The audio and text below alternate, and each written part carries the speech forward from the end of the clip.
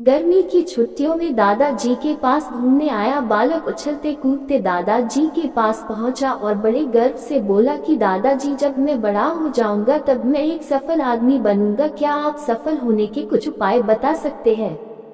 दादाजी हाँ में सर हिला दिया और बिना कुछ कहे लड़के का हाथ पकड़ा और उसे करीब की पौधशाला ले गए। वहां जाकर दादाजी ने 2 छोटे छोटे पौधे खरीदे और घर वापस आ गए। वापस आकर उन्होंने एक पौधा घर के बाहर लगा दिया और दूसरा पौधा गमले में लगाकर घर के अंदर रख दिया। अब आपको क्या लगता है कि इन दोनों पौधों में से भविष्य में कौन सा पौधा अधिक सफल होगा? दादाजी ने लड़के से पूछा। लड़का कुछ समय तक सोचते रहा और फिर बोला, घर के अंदर वाला पौधा ज्यादा सफल होगा, क्योंकि वो हर एक खतरे से सुरक्षित है, जबकि बाहर वाले पौधे को तेज धूप, आंधी, पानी और जानवरों से भी खतरा है। दादाजी बोले, चलो देखते हैं आगे क्या होता है, और वह अखबार उठाकर पढ़ने लगे। दादाजी दोनों पौधों पर ज्यादा ध्यान देते रहे और समय बीतता गया। 3 या 4 साल बाद जब एक बार फिर वह लड़का अपने माता पिता के साथ गांव घूमने आया, तब अपने दादाजी को देखा तो देखते ही बोला, दादाजी, पिछली बार मैंने आपसे सफल होने के कुछ उपाय मांगे थे, पर आपने तो कुछ भी नहीं बताया था, पर इस बार आपको कुछ बताना ही होगा।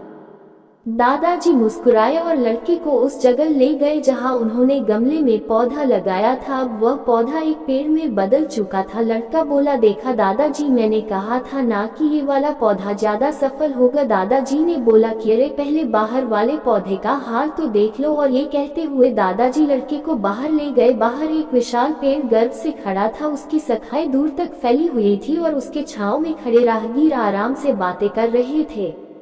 अब दादाजी ने पूछा, बताओ कौन सा पौधा ज्यादा सफल हुआ? लड़का कुछ शर्माते हुए बोला, बाहर वाला। लेकिन ये कैसे संभव है? बाहर तो उसे ना जाने कितने खतरों का सामना करना पड़ा होगा।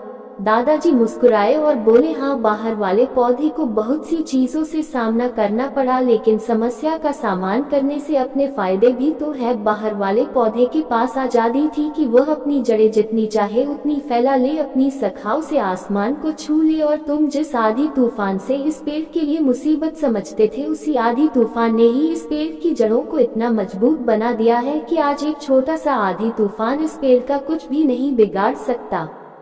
बेटे, अब जो मैं तुम्हें बताने वाला हूँ उसे अगर तुमने अपने अंदर बैठा लिया तो तुम जिंदगी में जो कुछ भी करोगे उसमें सफल हो जाओगे। उन्होंने बोला कि अगर तुमने जीवन भर सिर्फ अच्छी विकल्पों को ही चुनते रहोगे तो तुम कभी भी उतने सफल नहीं हो पाओगे जितनी तुम्हारी क्षमता है। लेकिन अगर तुम तमाम खतरों के बावजूद इस दुनिया का सामना करने के लिए तैयार हो तो तुम्हारे लिए कोई भी लक्ष्य हासिल करना असंभव नहीं है।